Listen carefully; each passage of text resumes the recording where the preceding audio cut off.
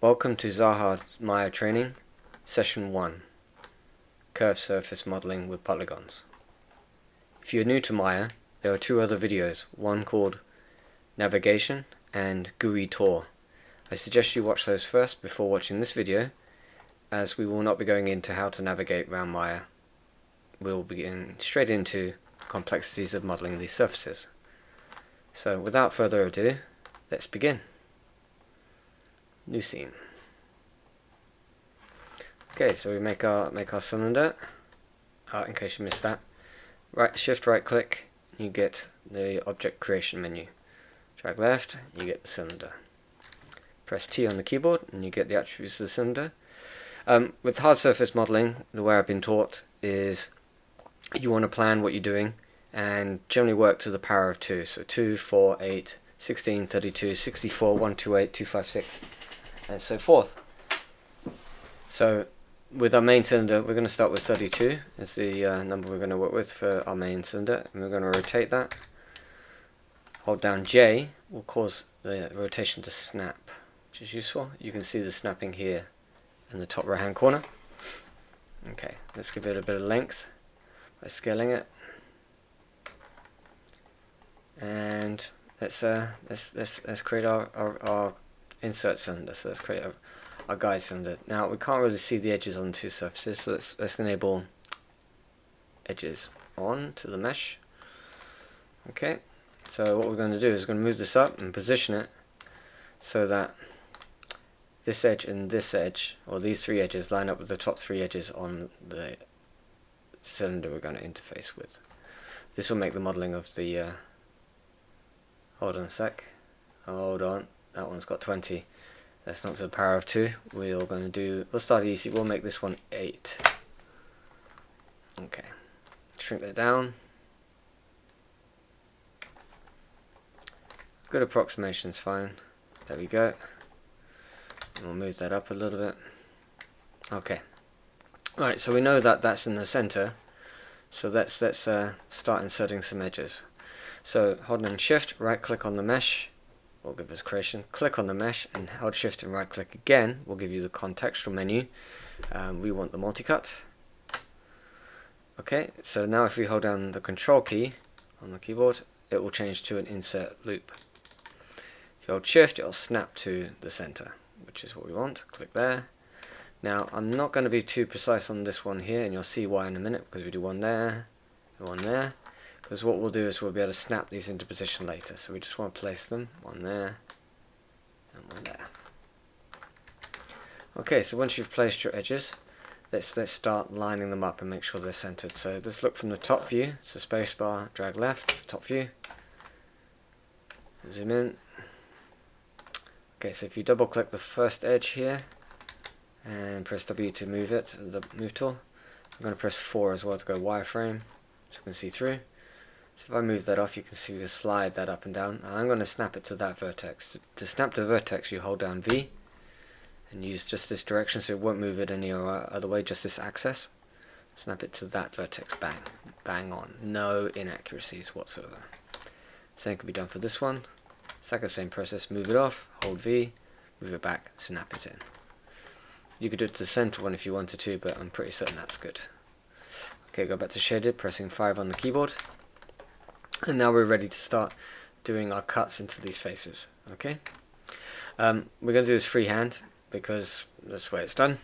So Shift right click, multi-cut, click, and you do get a percentage. If you want to snap it to a percentage, you can, but we're going to be making adjustments as we go around. So let's just use the guide, which is what it's for. Now if you have an option like we have here to go to the point, always take the point. If you don't, just get it as accurate as you can. To the point, slide, click, slide, or click, drag to where we want it. There we go. Click on the point, click, drag, and then click on the point, and then let's bring this around to close. You can see as you hover over that, it turns red and it says the word close. Click that. So that is still live, and we could adjust it, but we're happy with that. So right click to, that will then place the edge in. Okay, so this guide object we have here, let's select the object, and let's hide that one, or actually, no, better, let's select our cylinder and hit Control 1, which will isolate it, which is the same as with the button here. So you can either select the object and press here, or you can Control 1 it. Okay, so we have our isolation. So we have our inserted edges, well, are ready for our next stage. So we need to select these faces. So right click, select face. Now you can sit there and click on one at a time, but I like to paint. So if you hold down Tab on the keyboard, you can then paint the selection, which is quite cool. If you say you've done one extra, just click on it again, it'll toggle. So now you have it selected. Oh, didn't want to do that. I did a double click, it select all the faces. So pressing Z undoes that. Right click, extrude faces. So what we're going to do, we're going to take this down. Now as you look, it's going down, it's creating like a wedge shape. And the reason it's doing that is because it's following the normals of each of the faces that are being extruded, and so eventually they'll just come to a point at the bottom. Because obviously it's a cylinder, it's distorting. So for example, you didn't want it to go down in that manner. Just press W on the keyboard, and then you can move in just world space, and then it will be parallel. So let's do that. Okay. Now, before I go much further, one thing I want to mention is what I found is this edge length here. So if I select edge, this edge length here and this edge length here are beneficial if they're roughly similar or comparable, because obviously we've got oblongs here and this is more square, so this will affect the shape of the edge. So let's double click this edge here, double click this edge here, press R on the keyboard to do the scale, and we're going to scale in this axis only, in the green axis. So let's do that, and just eyeball it until this shape and this shape feel roughly the same. Or more importantly, this is a square. You could even use that as the case, so that looks pretty square to me. So these edges are equal spaces apart. Okay, so that's accurate enough. Okay, so you could go through and, you know, add an edge around here and do that, and then merge these two verts, and then you'd create that extra lip, but that's way too much work for me. So what I would suggest you do is you you just right click, select edge, or you want to change that at all, press Q to revert back to selection, double click the edge, and just keep double clicking the edge all the way around until you get all of the edges there, like that. And then we're going to bevel them. So shift right click, bevel edge. Okay, just to make sure you have the right settings, so shift right click, go bevel, go to the option box. So 2 segments is fine. You want to turn off chamfer. The reason for that, I'll show you what that does in a moment. And width of say 0.25. Apply. Okay, so as you got a little GUI up here, you can see. So if I turn chamfer on, you see this one, it moves the key edge here in and creates more of a rounded shape. But because we use, we're going to use creasing. We don't want to. We want to keep this quite loose. So we turn that chamfer off. So then the creasing can come in and create that shape you want. It really depends on what shape you want, really. But this should give us a nice smooth edge. So if I press 3 on the keyboard, you see there, that's looking pretty neat. So this is looking fairly symmetrical this way and across this way. Might be able to go a little wider here, but not by much. So press 1 on the keyboard again to bring us back to the original shape. Okay, so that is pretty much that one, but except this, let's sort out this bottom, because we have triangles in here, they're no good. So let's get rid of those. So double click this edge here, this one here, repeat all the way around to get all 4 sides, and then I'm going to do Control Delete on the keyboard to delete the edge and the faces, which in effect has fixed the issue because now they're all quads, right? So let's give it the same treatment we did upstairs. So select the edge, double click. The reason it's not selecting all of the edge because we haven't got edge flow yet, and we'll talk about edge flow in a moment. Okay, so we got all those. Hit 4 on the keyboard to make sure you've got them all selected. I have. Go back. Exactly the same operation again, just go straight for the bevel. And the great thing about the bevel is it can be adjusted, you know, the width. And you also know that all of these widths are the same. They are exactly as you want. So if I press 3 on the keyboard, So you know that this rounded edge here is similar to this rounded edge here, which is kind of cool. You see there? Nice clean insert into our surface. So that's our simple one. So let's look at the next level. So right click, bring up to object level. Oh sorry, and we'll press 1 on the keyboard. Probably a good idea. So now if I right click and select edge and double click this edge, it selects the whole edge, if you can see that. Now that's good. I'm going to put edge smoothing on. That's good because now we have edge flow. Same will be the case here. So as you build your models, edge flow and topology is important, just to make your lives easier. Really, you see how much quicker it is just to select that edge than something which obviously doesn't have the correct flow. So good flow, and this is effectively like a constraint around the edge to sort of help the system along. Okay. Well, that one's a simple one. Let's up the scale. Let's do a 16. So let's make our cylinder. There it is. You can change the values in the channel box here. We'll do a 16 this time. We'll move it off, so we've got a new space to work in. Let's move it up and let's scale it down. Exactly the same idea, whether it's 8 or 16. Line up the first ones you can, like that. And then let's start doing our inserts. So select this, shift right click, multi-cut. Now this one we can't snap so easily, so we'll just do eyeball and then we'll position them later. So this one here, we're going to have it's going to be off. That's fine. We'll let that be off. I'll show you how to fix that in a moment. So we've done that one. I think we do need one here, and then we'll do one like we did before, with a bit of a gap, because obviously we want to allow space for the chamfer, or the chamfer, the bevel. And let's mirror that on this side here.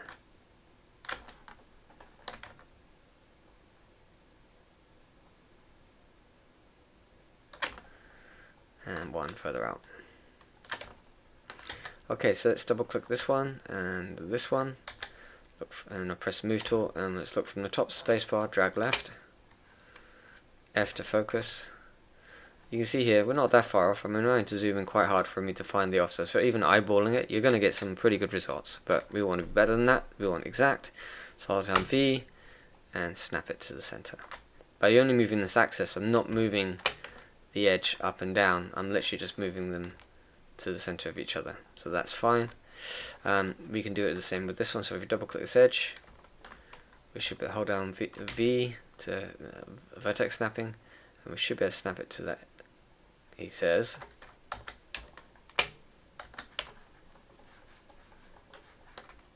Let's try again. So hold down V, snap to that. There we go. Double click, press V, snap to the edge there. Good. Double click. I think we just did that one. Be sure. Double click. Snap to the center, click, you get the idea.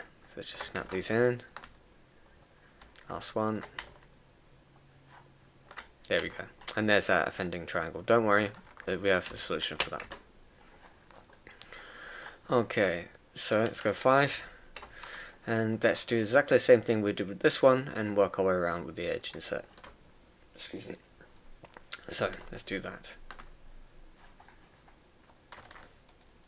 So shift, right click, multi-cut.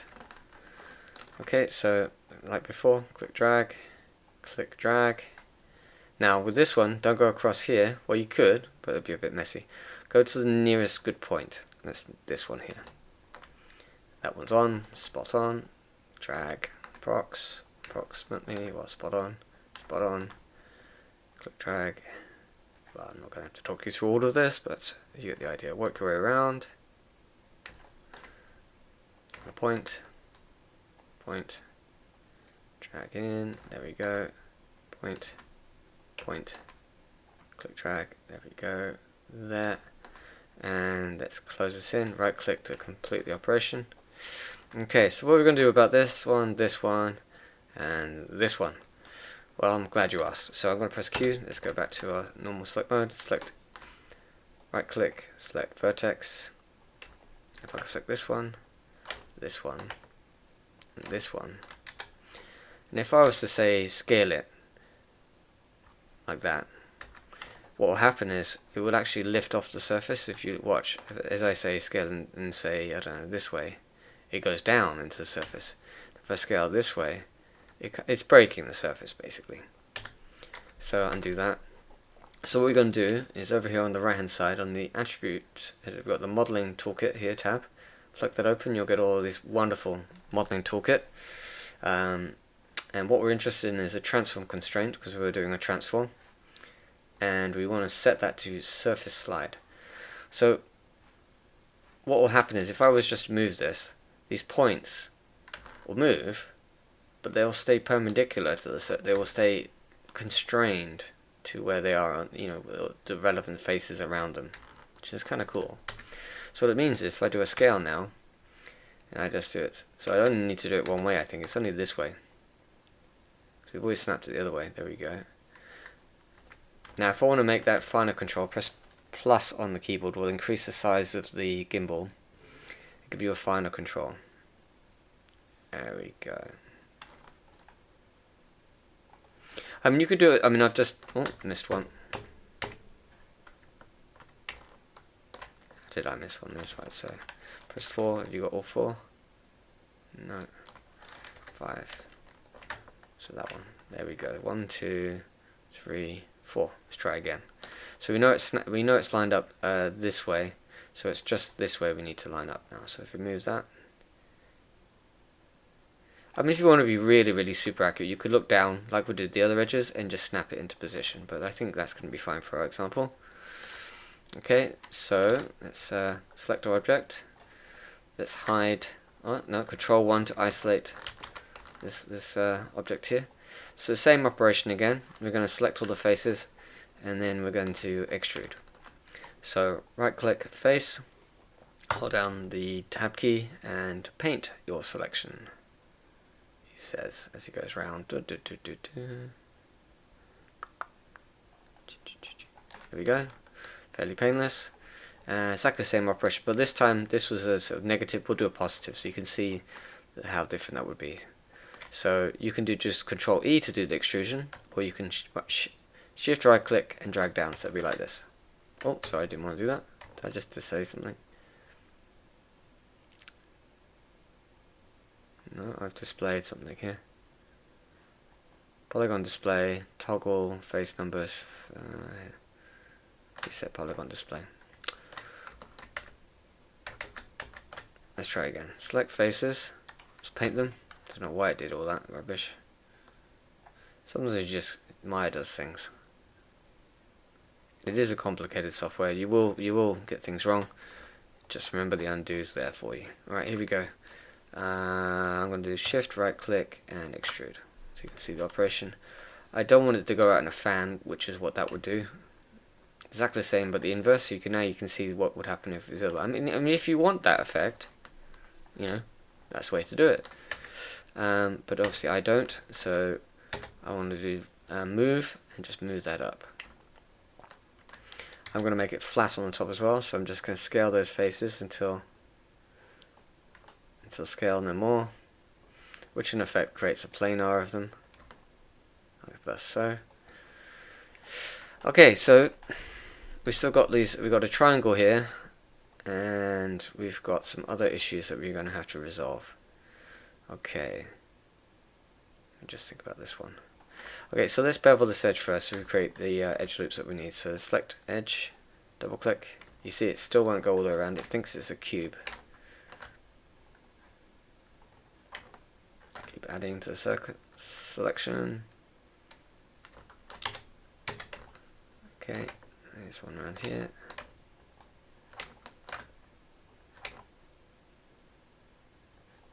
Okay, we've got the whole selection. Let's bevel that.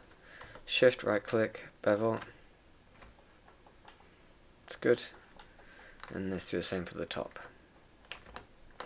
And then I'll show you how to fix the capping on this end here as well, just as soon as I've made the bevel.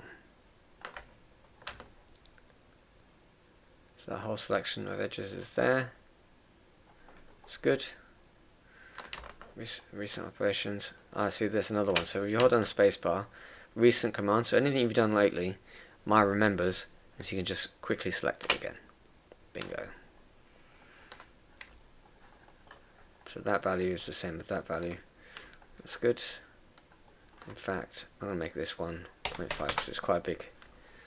And I'll do the same for the other one. So if you want to find where the other one was before you go to channel box, so we've got bevel, where is it? So there's a cylinder, that's it made. Bevel 3 was the last operation we just did, which is fraction 0.3. There we go. You saw that one change, so it's sometimes useful to have the history on. Alright, well let's tidy up this mess. So sometimes it's just easier just to remove all of this stuff and start again. So let's do that. So select edge, double click, and that's not annoying. Okay, select here, double select there, select here, double select that. Keep the center ones because they are useful. You see, I only need to select one and then double click the second one to do the complete span. Once, double, and that will select that once and then double, and it does the join between the two. Once and then double. Okay, so we just left the, we got one more to do. There we go. I forget that one. So now we're just left with the crosshair and well, the cross through the middle and the others. So Control Delete will delete all the edges and vertexes at the same time. If you don't do that, you'll leave the vertexes behind. Okay, so another thing, so we're going to draw our edge split. So Shift right click, multi-cut. We're going to cut from here right the way across to there. Right click to complete. Do the inverse the other way. Those are pretty safe ones, and we'll do the same this way. Oh, have I missed out these edges? I have. This edge and this edge and that edge shouldn't be there. I think a straight delete, no, Control Delete's always safe, because even if it's wrong, it's fine. So there we go, and we'll do Y for the previous tool. Got a command there for you.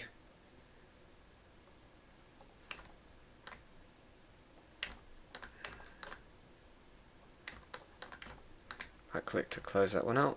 Alright, so it's very tempting to go in and put these back in, right? Like that.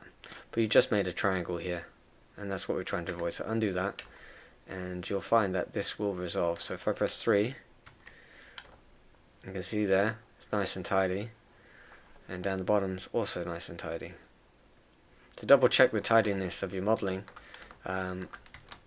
it's sometimes useful to add extra loops in here. So I'm going to add an extra loop here, and an extra loop here. And I'm going to move that one and that one. He says move it. So let's move that using V. So hold on V. And we'll snap it to the center point of that, so it's middle. So this is going to act as like a barrier to stop any distortions going on. I'll give you an idea what the distortions I mean. So you think that this curve here, or this edge here, and this edge here wouldn't be affecting each other, but they are. There is like a transition from straight to curvy, and so there is going to be a slight pull on the edges here and on the edges here, which is going to vary our shape slightly. So that's, to remedy that, we need to put in some barriers.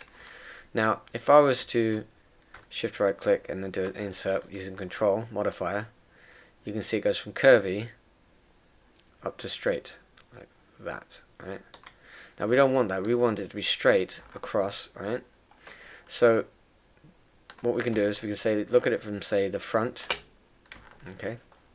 Now this operation I'm going to do will cut through the entire mesh. So if I was to do it from, if I hold Shift, which will make it a straight line, click in the empty space and drag across, and let go.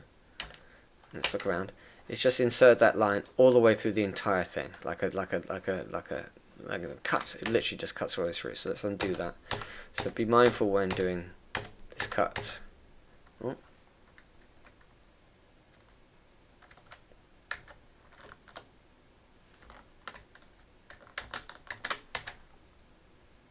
Why is my undo not working?